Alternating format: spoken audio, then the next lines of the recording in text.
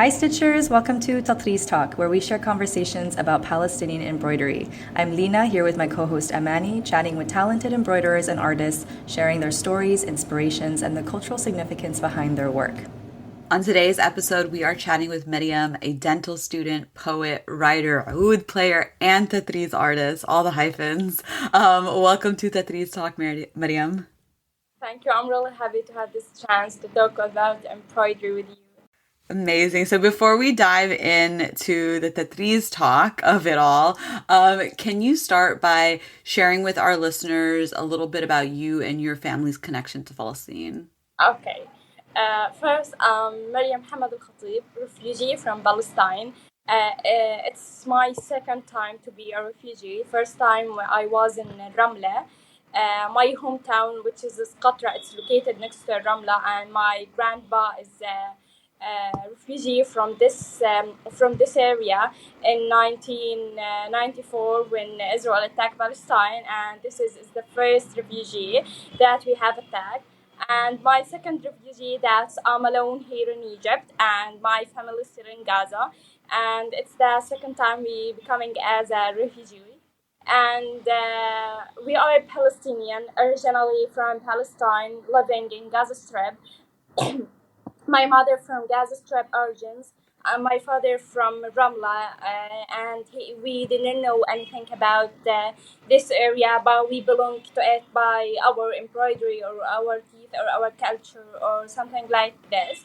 And we are working, we are in Palestine, in my hometown, in my neighborhood, especially in our camp.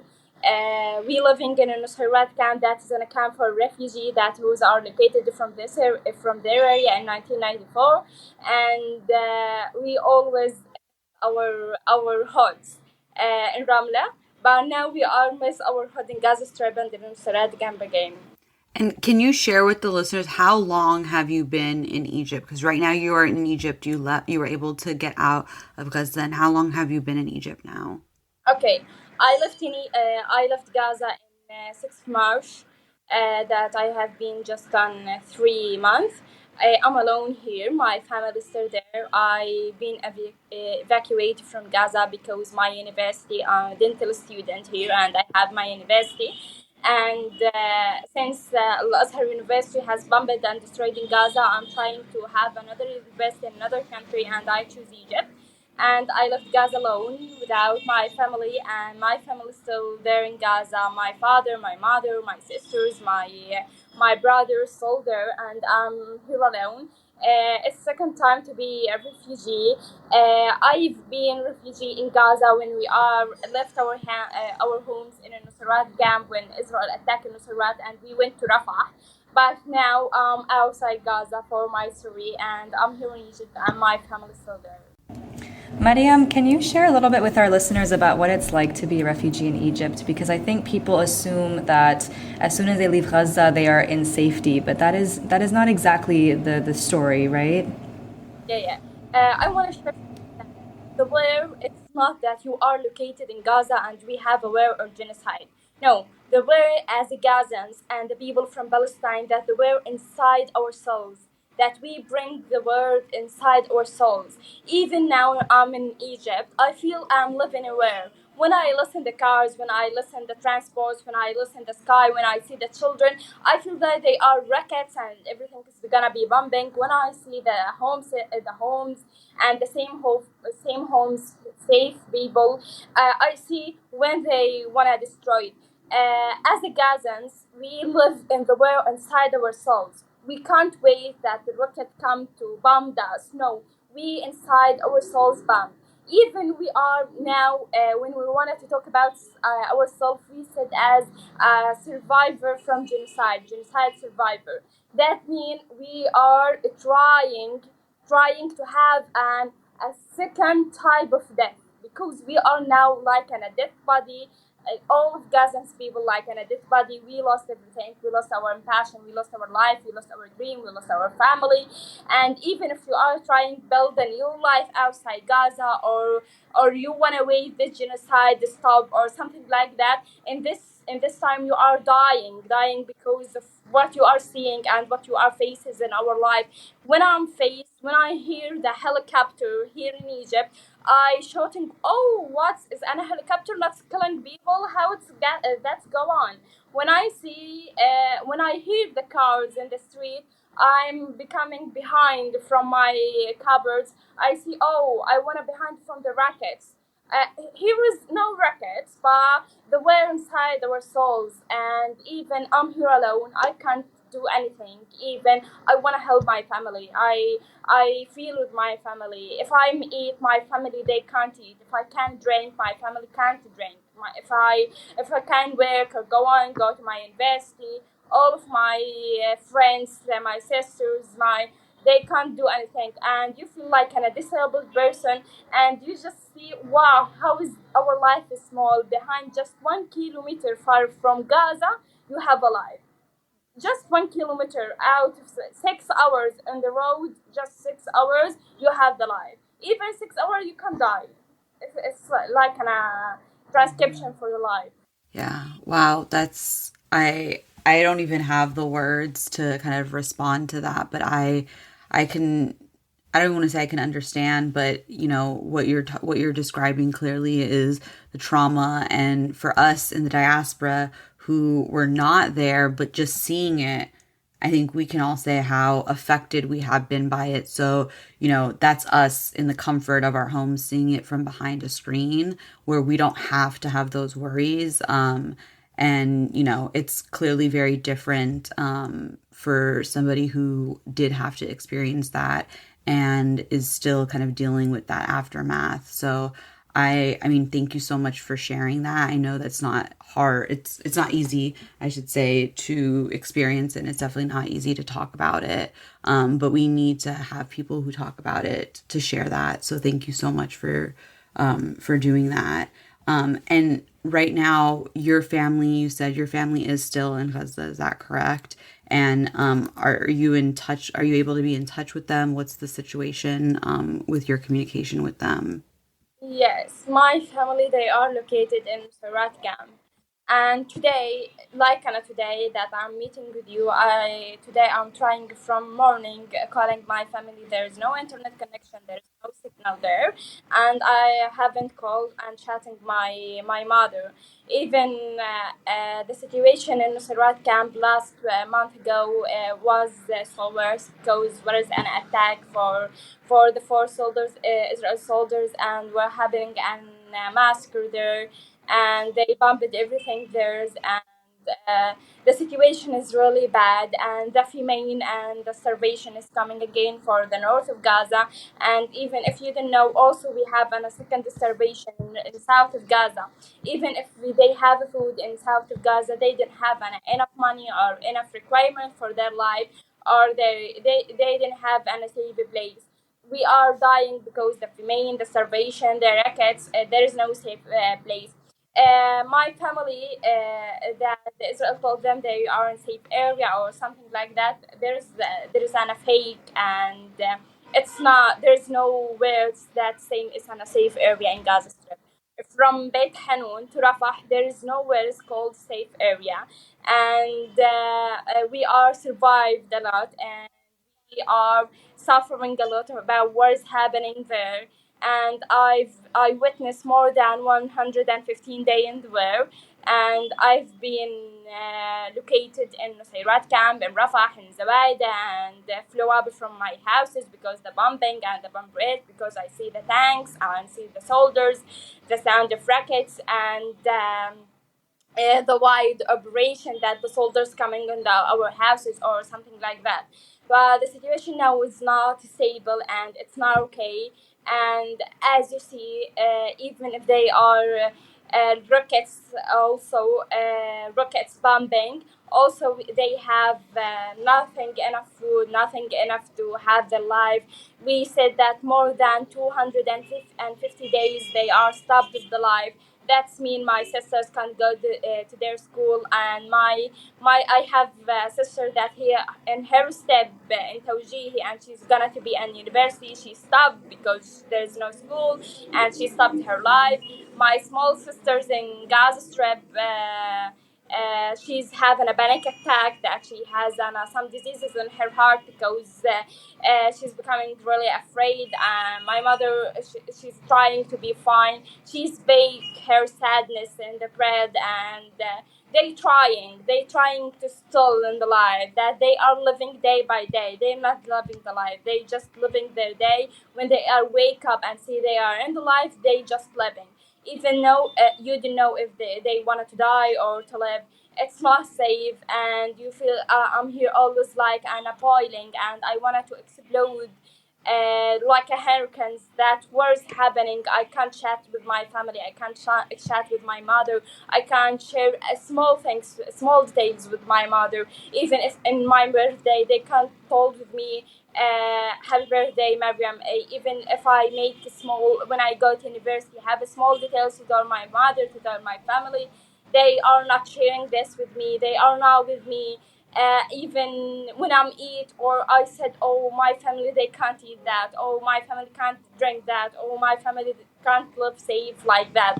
It's like a sound of you have an inside you. You have two people that you are shutting inside, that your family in Gaza dying, and you are here still alive, and you feel something. It's really bad and really harmful. When I hear the sound of my mother when he's calling me, and she's crying because of the situation. When I hear sound of crying and tears of my small sister Zena, when she's really afraid because of bombing and the rockets and the helicopters and from the F-16 and all of the wars she see in the world. When I called my father, he told me we wanna tent because we wanna left our destroyed house. Also, my house is also destroyed because of bombarding, but we return it just to have in small rooms and live in it.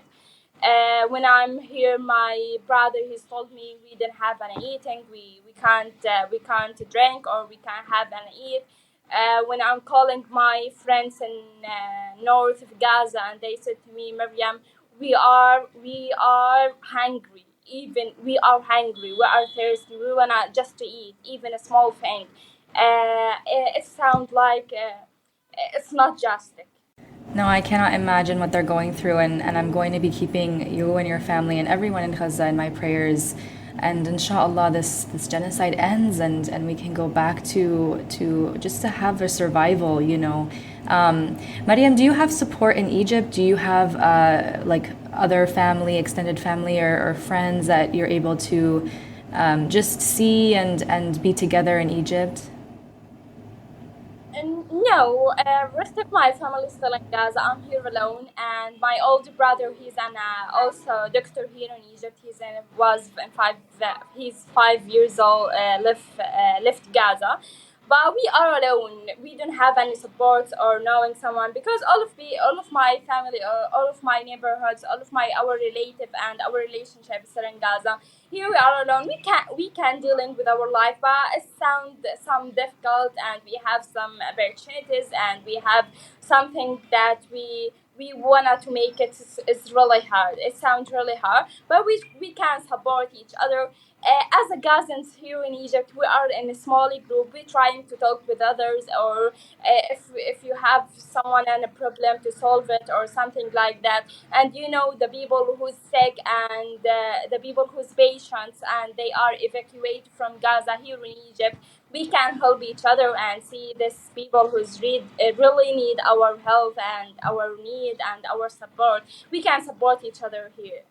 Question as far as kind of pivoting a little, but really touching still on everything you're talking about. We talk a lot for us about how Tatreez is this connection to our Palestinian identity, especially for us in diaspora. Even you, up until a few months ago, being in Palestine, you were still, from your father's side, displaced within your own homeland. I'm curious, now being displaced in Egypt, how has Tatreez been able to kind of connect you and keep you connected with Palestine, as well as also, like, how has it been able to just help you deal with everything? Okay. Which is loaded, I know that.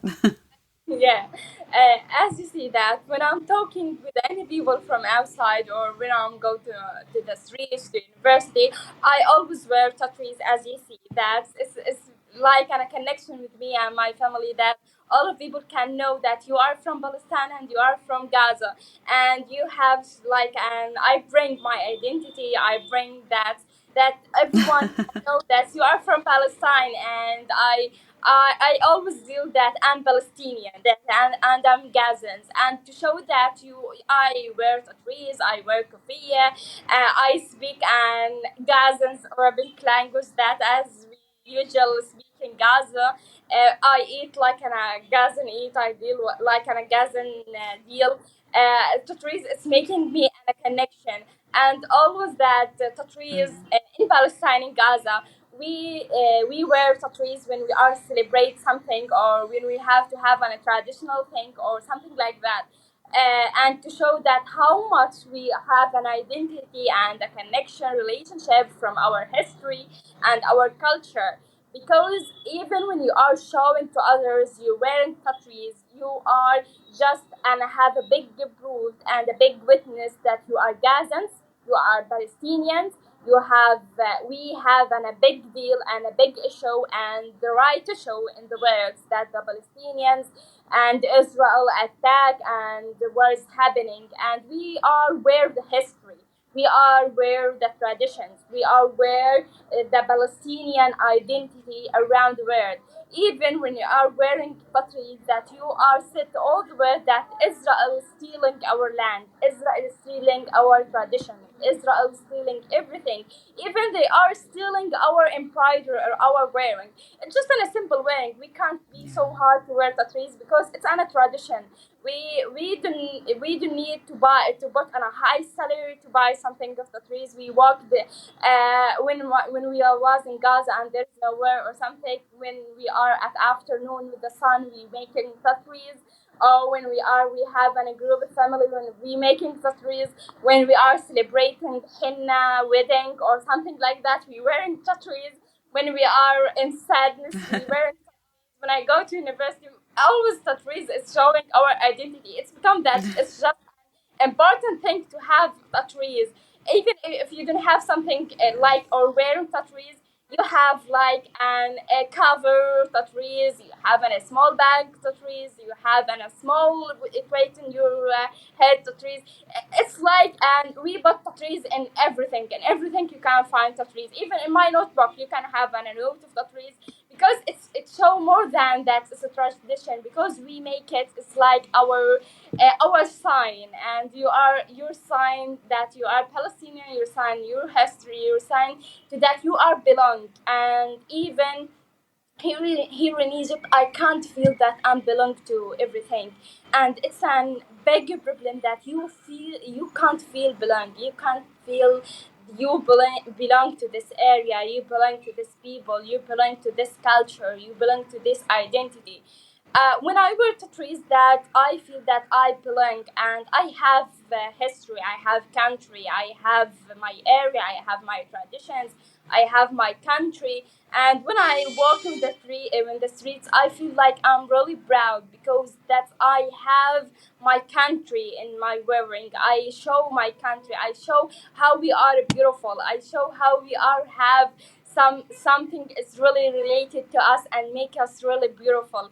It's not just you are wearing. No, you are showing to the world how much you are belong to Palestine, and you have the traditions, and you have traditional, you have history, and you show all of the words. Even the Israel attacked Palestine, even the Israel wanted to steal everything. No, we have our defeat and our right just if you are wearing tattoos. Oh, that is so, so powerful, Mariam. Thank you for sharing. I think you just like hit it on the nail. And I can't even imagine how wonderful that those little moments that you might feel just wearing tatreez. I know for me, when I wear a little bit of tatreez, it makes me feel so happy. So I can imagine for you also, it's like this direct connection to your people and your land. I'm curious now, how did you learn tatreez? How did you learn and how did you start practicing? Okay. When I was 10 years old, my mother, she was working in Tatreez. like that she's making by her hands, and everything, every pieces in Tatreez she's making with her hands. And even when we have an important event, my mother wear an beautiful embroidery thing. And all of the family inside, they said, Amal, she's wearing a beautiful embroidery. That I'm really jealous that I want to wear like my mother. I want to make like my mother. And she's always tried me and helped me to learn.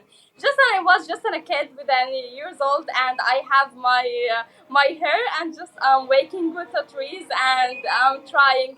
And with my neighborhoods, with the children in my neighborhoods, we are staying inside the door of my house, and we have a small of snacks, and we are playing with the trees, not making the trees. We just it's such an playing, and I feel that I'm the brilliant one in my area because I know the trees. And I'm becoming like a teacher because I teach each children in my area how they can to trees, how they can make kind of small flowers, or how they can make their houses into trees, or how they can work into trees. Even when we have a summer camp or summer, we have a vacation from our school. The first thing that we do, we want to learn the trees. We want to make the trees. We want to make bags. And when we are in our vacation, we have a challenge that how much you are making the trees pieces, how much you are making. Now my sister told me she's make a bag, or I told her that I make a bag and shell and top and everything is related to trees. And my mother put the trees in our decoration in our house. That in you have a wall with just on the trees. You have just a spoon with the trees. We have a plates with the trees. We have our sofas with the trees and our carpet with the trees. My mother put the trees in each small details in our homes. It's not just we are wearing the clothes of the trees. No, we are dealing with the trees with our daily life. That your notebook is the trees, your diaries is the trees, your decoration, your house is the trees. We are when we are making beautiful house, we put the trees in it because wow, it's a beautiful house and the traditional house that belong to each other. Yourself is the trees. And when I was young, that my mother learned to me how to trees. And after that, my mother becoming sick, and becoming in her head and playing the trees with her, and she says her small daughter now she's trying to make the trees. And even like it's a beautiful story because the trees is traditionally practiced by village women from history. And Palestinian embroidery is really important to symbol of Palestinians and the women. And it's a small tradition and small details that throw from daughters, from our daughters, from our grandma, from our mother, as coming to the small generation. You know that we are practice everything in embroidery, and we see we are wearing, and we can trace what my grandmother can wear when she was in Ramla, or what can my mother wear when she was in Be'er Saba, because they are learned us. We are a small generation, can't know anything about Be'er Saba, but we know that this sign, this related to Be'er Saba, this top or this dress is related to Ramla. This dress is related to Beit Lahem. This dress is related to Gaza. And when we are celebrate something or we have a wedding, each one or each woman like wearing dresses or something that related to her ancient area or ancient camp or something like that. That this person he's becoming evacuate or refugee from like Yafa because his dress, the sign of the dress. This one who's evacuated from Haifa because the sign of the dress. This one are evacuated from Gaza or something from our dress. And now in our second refugees and our second disaster in Palestinian history, we are in our tent. We living as where is my mother's, my grandmothers, and our ancestors live in 1994. We all live in that in 2020, 30, and 2014. And we are working, we are in tents We are now Tatreez. All of people in the camps, the women, they are Tatreez, and they are baking the bread. After that, when they are finished all of their hard diaries of life, hard details of life, they become just Tatreez. And when I'm in Egypt, I missed. I don't have ATM that pays to Tatreez or something like that.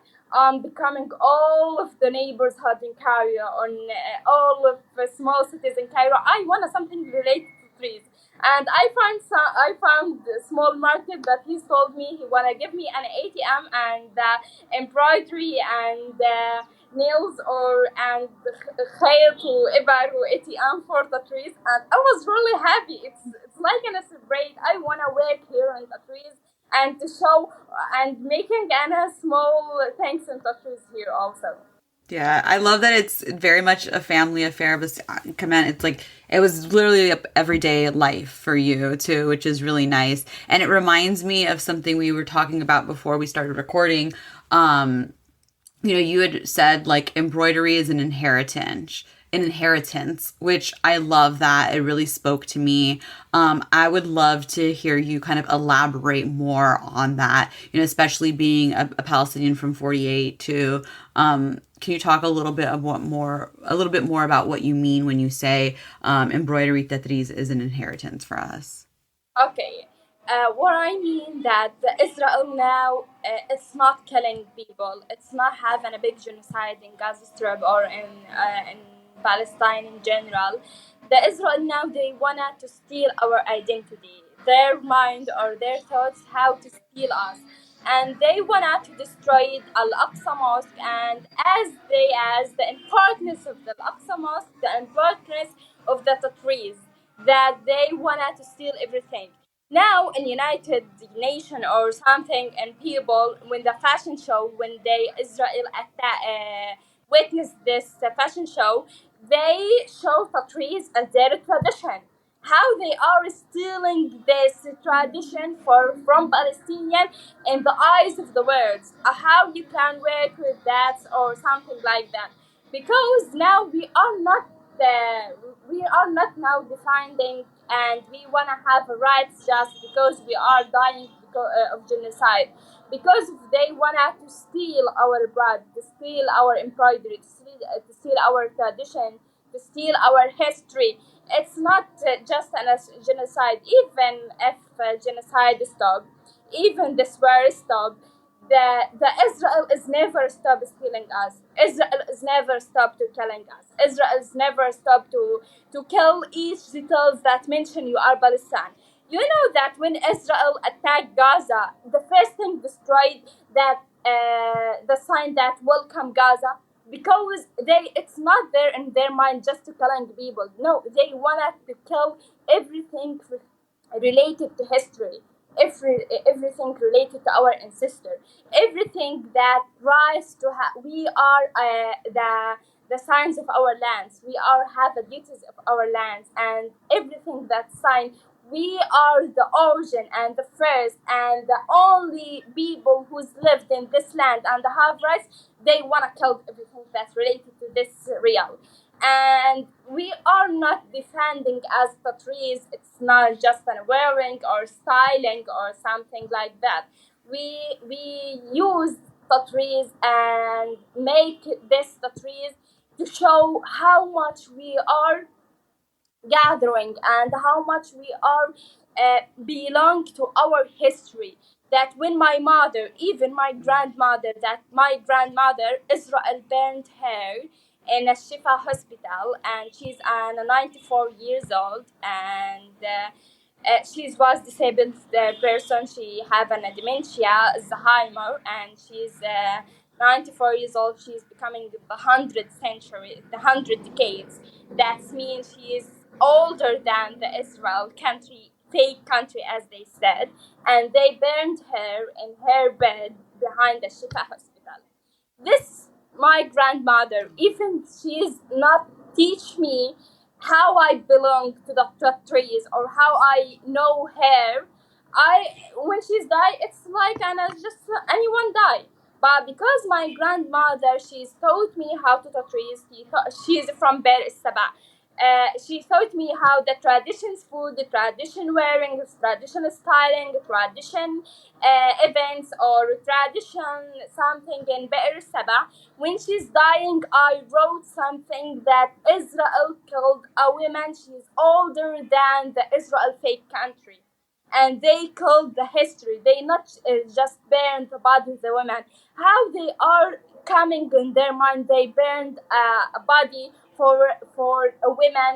She's disabled and she has Alzheimer and she has tired and she's can't go anything within a soldier. How they burned her dead body? I answered this question. They burned her because she's in a history. She's belong and she shows that she is older than the Israel fake.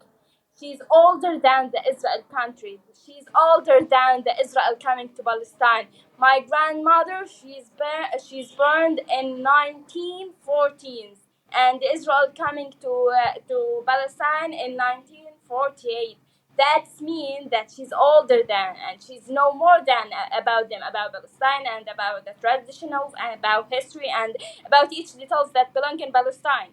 And they, even when they are killing my grandmother, I really witnessed that they want to kill each details that related to Palestine, related to our ancestors, related. Each one has a strong background or a strong history or a strong something that related to their lands. They want to kill them. My grandmother, even she has an Alzheimer, she's remember each sense or each details, the small details in Be'er Saba. She's remember and small details that the ancestors. She's remember each small things that she's remember the train between Haifa, Yafa, Gaza, Beirut.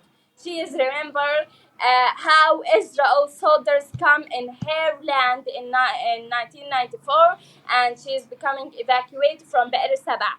She's remember the road between Be'er Saba to Gaza. She's remember the road, the people, their screams. When we are now screaming and we are crying and we are shouting to the words, she is now, I hear this screaming in 1994. She's witnessed the two disaster happening in Palestine. She's the only witness that she's living in two disasters in Palestine. She witnessed the 1994 and she wasn't the 20s disaster, and they burnt her body. Even if my mother not taught me that, not taught me embroidery, not taught me how to be polling in Palestine, or if I can't hear her stories or her diaries in Be'er Saba, in Haifa, in Yafa, in Jerusalem, and how we see Al-Aqsa Mosque, how she's Beit Lahem, how she West Bank. I can't know anything about them because as Gazans I can't know anything about Palestine because we are in limited area, and people in Gaza before 7 October or before this genocide, they can't go and see Haifa, Yafa, Nablus, Jenin, West Bank, Al-Aqsa Mosque. No, we don't have any duty to go as a Gazans to go to the West Bank. And even my grandmother not told me that I am becoming just an ignoring person, ignore my history, ignore the stories or something like that. But she taught me that how much we wanted to be, how we are strong when our belong to Palestine. We are Palestine. It's not strong because of us. No, we are strong because we are belong to Palestine. We are strong because we have this dealing. We are strong because we have these traditions. We are strong when we have our rights. It's not just we are Palestinian and we proud. No, we are just in our blood. We have an blood related to Palestine. That always my mother taught me that we have a duty to life, and we have a duty to show the world how much we are suffering. And if you wanna to be defending your home, it's not to having a gun. No, when you are wearing Tatreez, you are defending your home and your house. When you are working, when you are telling the world about your story, when you are telling your history, when you are study, when you are show all of the people your traditions. When we are making maftool, when we are talking, when we are eating, when we are wearing, we show to people and we defending to our lands. It's not just to have a gun and kill people. No, when we have these traditions, when we have these small details like a gun in Israel, like a gun to small soldiers in Israel. And Israel afraid to us because we are have rights, and we are the only ancestor and the only people in this land, even if we are becoming like a refugee. Mariam, thank you so much for sharing. Allah yarhamha. I cannot imagine what you and your family are going through, hearing about that happening and just knowing that that's happening. Allah yarhamha. I love that you mentioned essentially that she also lives on through the Tatreez, that she has taught you, that she has shared with you the stories behind the designs and from her hometown, and learning about the other villages that your family is from. I think that is so powerful, and I really believe that she lives on through you and your practice. And so my next question for you actually is more around, like, what are you working on nowadays when it comes to Tatreez? What are the current projects that you're working on? Because like you mentioned, your existence is your resistance, right? Like that's a common phrase that we hear. And I think you so eloquently shared, like you actually make that phrase make sense, right? It's your existence, you, Mariam, your existence in Egypt right now as someone from Palestine is your resistance. And so I'm wondering what are you working on when it comes to Tatreez? Okay, now when you are talking to the people in Egypt that I wanna the equipment of Tatreez, and I wanna small tools to make Tatreez, they didn't know them. Even that, I show them the pictures, I show them my wearing, I show them what I want to do, and even though, oh, we wanted this. When you have this, please share it with us. And I'm becoming so happy with my neighbors when he told me that, Mariam, please, when you are finished these pieces that I'm working in my hands, please show it to me. Please, I wanna put this small embroidery as in my home. That's my duty here and my residence, that I wanna to show all of people around the world that Tatreez is really beautiful thing. It's really belong thing. It's really tradition thing that I'm working now, that write about the trees, to speak about the trees, to work about the trees, to play with the trees, to teach people how they the trees. When I have and waste time, I'm just a trees. And when I'm going through the street here, I ask the market shop about the tools of the trees, and even if he's don't know, I taught him how the trees, and I see to him. That's I mean that I'm now teach each person about the trees. Even if he didn't know, I asked him. He wanted to answer, and I'm trying to have a chat about it. And I feel that we yesterday I have two person that I told them about the trees, that I'm working to spread or to publish the trees, to publish my identity. And I was really happy when I'm walking in the street, and I see that the Egyptian woman wearing tattoos. I said to her, "You know what you are wearing?" She told me no, but I feel it's something. It's really beautiful and it's a tradition.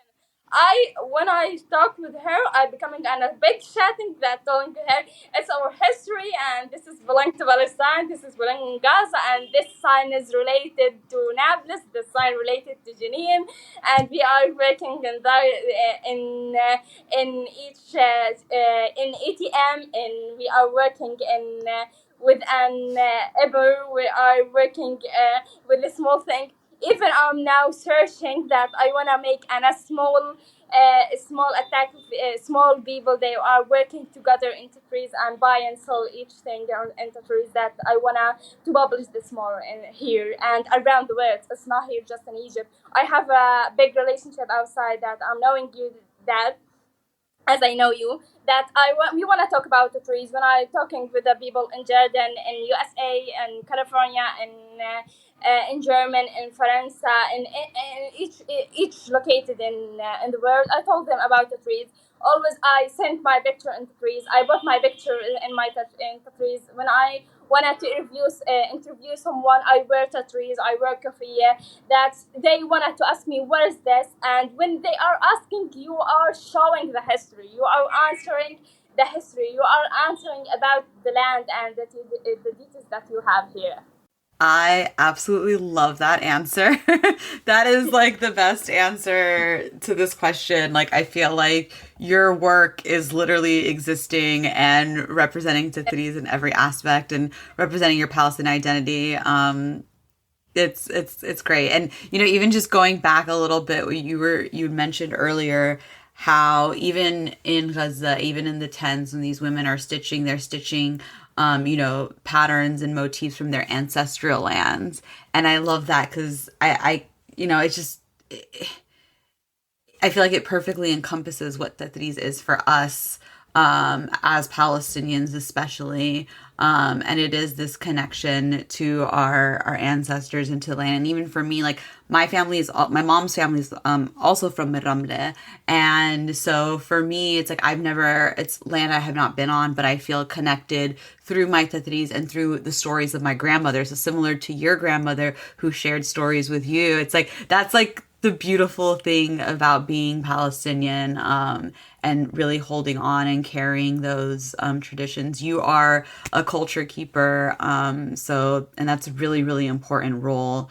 But yeah, thank you so much for sharing. I will say I'm very much at a loss for words during this interview. I'm very emotional, listening to everything you're saying, and everything you're saying is just so beautiful and so powerful, and something that I know Lena feels the same way. So I'll speak for her and say, like, we definitely feel and are connected to everything that you're saying, and are really appreciative of you coming on here and sharing your story and sharing your connection to Tatreez and how Tatreez has really continued to strengthen your Palestinian identity.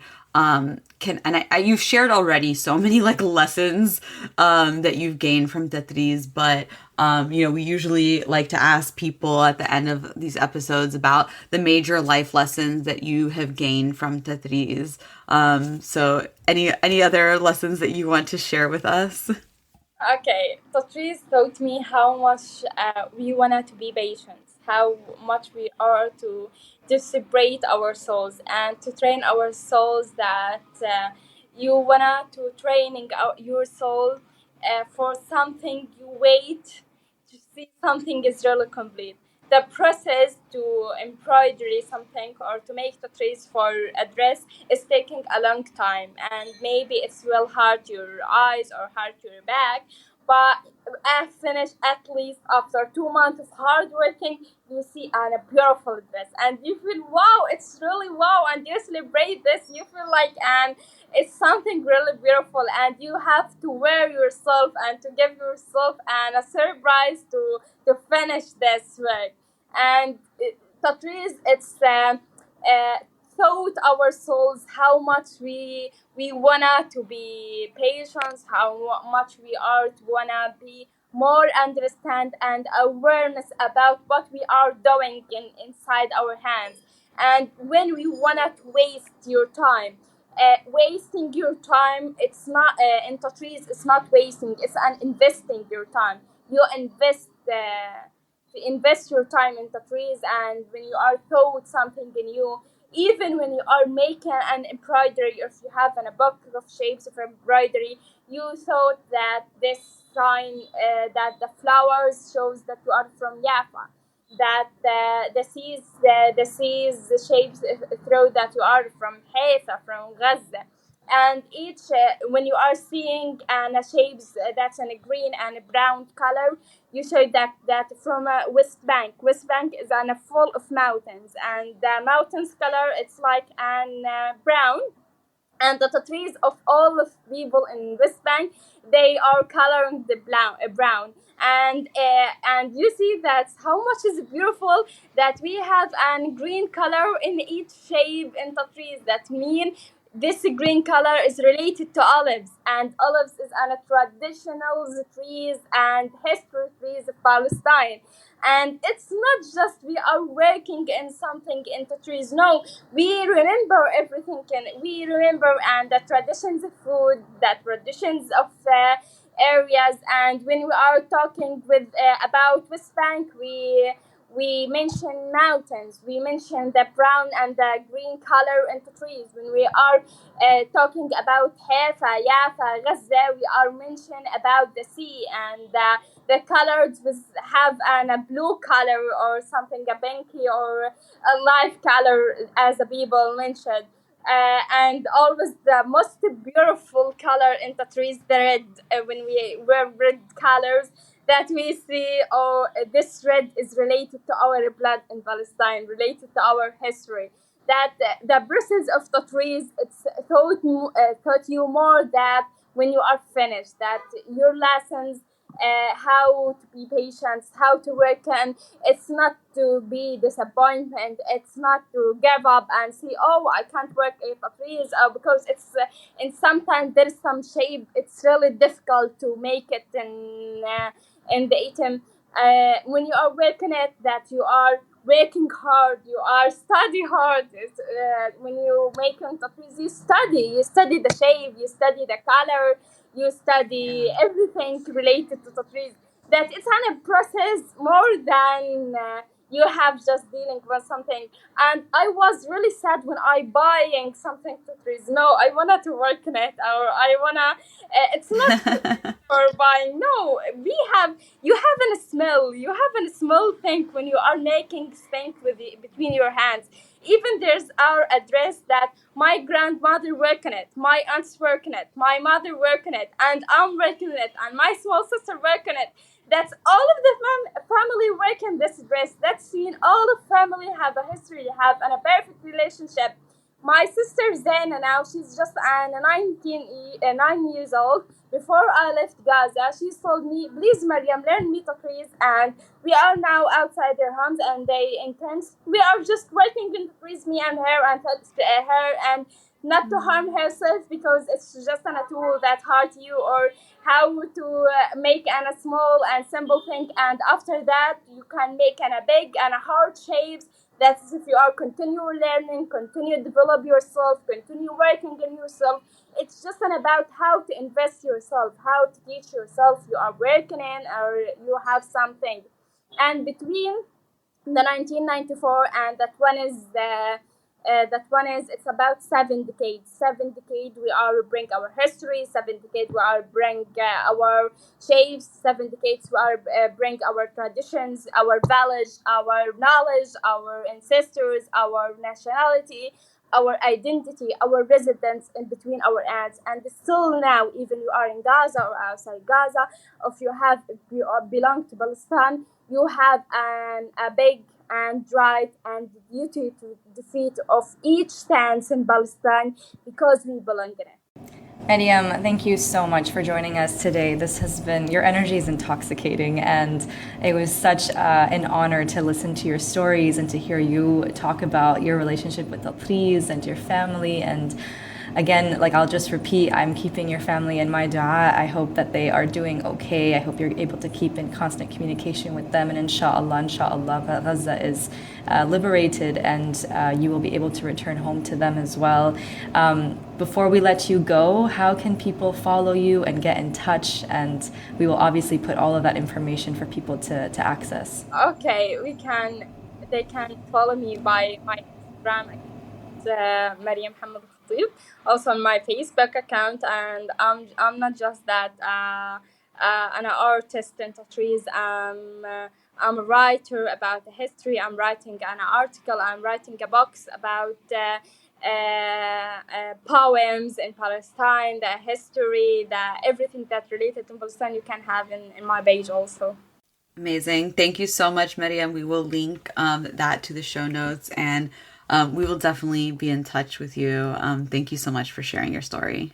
Welcome. Thank you. I'm real happy to have you and have this interview. Thank you so much.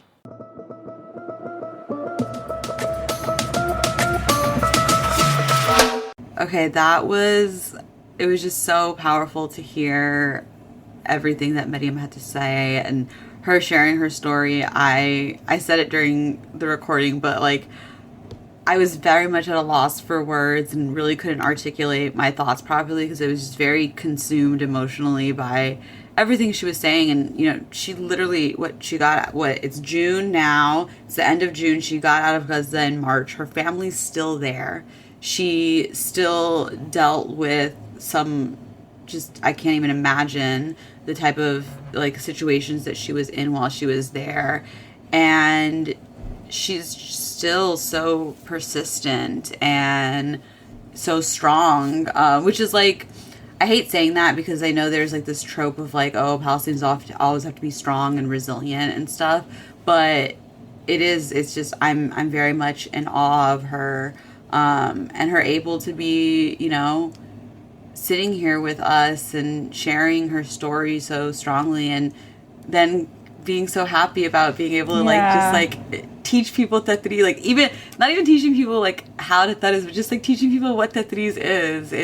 It's really beautiful and so human, and I'm really grateful that she chose to speak with us. I can't even speak. No, that's such a good point. I don't like, for the listeners who are only hearing this through audio. I mean, you probably can feel it just through her voice, but for us who are watching her live on video, her face lights up every time that every time we talked about Tatreez, her face just like a smile so huge on her face, and she's talking about like what it means to her and how she practices and just all the different traditions that her family has held so dear, and it's just such an honor to witness that, I think, as well. I'm just so happy to hear her voice and hear what it means to her, because it is very, very much a different experience for one of us who was in the diaspora, has been born in the diaspora, and for someone who, like, she really is literally the meaning of existence is resistance, and that is really, really important for us to be aware of. For those also who are not following us on social media, she also mentioned after we stopped recording that she's going to link the GoFundMe. So please, if you've made it to the end of this episode, please take the time to go to her GoFundMe, donate what you can, share it with your friends and family. Let's help Mariam and her family reunite, inshallah, and hopefully by the time this airs, the Rafah border is open.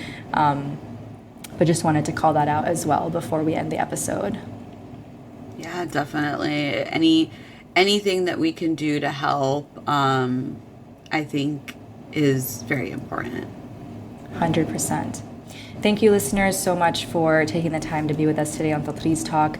We want to hear about your Tatreez journey, so please share your stories with us at tatreeztalk@gmail.com, and we might just have you on an upcoming episode. Don't forget to subscribe to the podcast on your favorite listening platform, and be sure to leave a 5-star review. You can follow me at Lina Stob and Amani at Minamani, and of course you can follow the pod at Tatreez Talk. We will chat with you guys next time.